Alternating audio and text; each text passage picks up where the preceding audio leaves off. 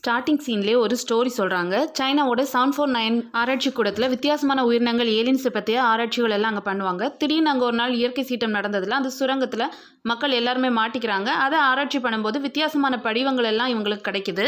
இதில் ஒர்க் பண்ணிட்டு இருந்தால ஒரு பொண்ணு ப்ரெக்னெண்ட்டாக இருப்பா. அவள் இறந்துருவா. ஆனால் அவள் வயிற்றுக்குள்ளே அந்த கரு கடகடா வளர்ந்து குழந்தை பிறந்துருது. இதுக்கு எல்லாமே அந்த ஆராய்ச்சி மையத்தில் நடந்த விபத்து தான் காரணம் அப்படின்னு சொல்கிறாங்க. இப்போ கரண்டில் 18 வருஷத்துக்கு அப்புறமா நம்ம ஹீரோ காட்டுறாங்க. அவனோட அப்பாவுக்கு ஒரு மெயில் வருது. அவங்க ஆராய்ச்சி பண்ணிட்டு இருக்க சுரங்கத்தில் இருக்க தண்ணியில் ஏதோ வித்தியாசமான உயிரினம் இருக்குது அப்படின்றத கண்டுபிடிச்சி அதை லேபுக்கு கொண்டு வராங்க. அது ஒரு இரும்பு பிடியால் எடுக்க ட்ரை பண்ணும்போது அது அந்த இரும்பியை உரிக்கிறது. ஒரு முயலை உள்ளே விடுறாங்க. அந்த முயலோட முகத்தை பிடிச்சி உறிஞ்சி அதை மொத்தமாக விழுங்கிறது. அதை கொல்றதுக்காக கரண்ட் ஷாக் கொடுக்குறாங்க. ஹை டிகிரி டெம்பரேச்சரில் ஃபயர் இது பண்ணுறாங்க. எதுக்குமே அது சாகலை. ஸோ இதை பற்றி இன்னும் நிறைய தெரிஞ்சுக்கணும் அப்படிங்கிறதுக்காக கொஞ்சம் ஆராய்ச்சியாளர்கள் அங்கே அனுப்புகிறாங்க. அப்போ தண்ணிக்குள்ளே வந்து பெரிய பெரிய டென்டக்கல்ஸ் வந்து அவங்க எல்லாருமே கொலை பண்ணிடுது. இப்போ ஹீரோவோட பவரால் தான் அந்த மிருகத்தை வந்து அழிக்க முடியும் அப்படின்னு நினைக்கிறாங்க. ஏன்னா ஹீரோ தான் 18 வருஷத்துக்கு முன்னாடி அந்த லேபில் பிறந்த பையன். ஹீரோக்கும் அந்த வித்தியாசமான மிருகத்தை பற்றின இல்யூஷன் வருது. அவன் நேரம் அவங்க அப்பா கிட்ட வரான். இவ்வளோ நேரம் எங்கடா போனேன்? சரி நீ கொஞ்ச நாளத்துக்கு என் ஃப்ரெண்டு ஊரில் போயிரு அப்படின்னு சொல்லுவோம். என்னப்பா அடிக்கடி இப்படி இடம் மாத்துறீங்க அப்படின்னு சொல்கிறாரு. சரி உனக்கான மருந்தை குடிச்சு அப்படின்னு சொல்லுவோம். ஹீரோ அந்த மருந்து எடுத்து குடிக்கிறான். கட் பண்ணால் ஹீரோ கூட்டிகிட்டு போகிறதுக்காக லேபில் உள்ளவங்கலாம் வராங்க. ஹீரோவோட ஆன்டி ஹீரோவை கூட்டிகிட்டு பின்பக்கமாக அங்கேருந்து எஸ்கேப் ஆகிடுறாங்க.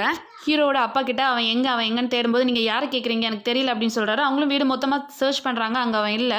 ஒரு பெரிய ஸ்க்ரீன் போட்டு எதையோ மறைச்சி வச்சிருக்காரு. அதை ஓப்பன் பண்ணி பார்க்குறாங்க. ஒரு பேர்டு ஷேப்பில் ஒரு ஹெலிகாப்டர். அதை பார்த்தோன்னே கிண்டல் அடிச்சுட்டு அங்கேருந்து கிளம்புறாங்க. ஹீரோ காரில் போகிறத ட்ரோன் வச்சு கண்காணிச்சிட்டே இருக்காங்க. வெளியில் போலீஸோட செக்கிங்கும் இருக்குது. அவனோட ஆன்டி ஒரு ஸ்கேட்டிங்கை கொடுத்து நீங்கள் எந்த போயிடு அப்படின்றாரு. அவனும் ஸ்கேட்டிங்கில் வேகமாங்கன்னு தப்பிச்சு சிட்டிக்குள்ளே போயிடுறான். அங்கேயுமே ஆள் வச்சு ஹீரோ துரத்துறாங்க.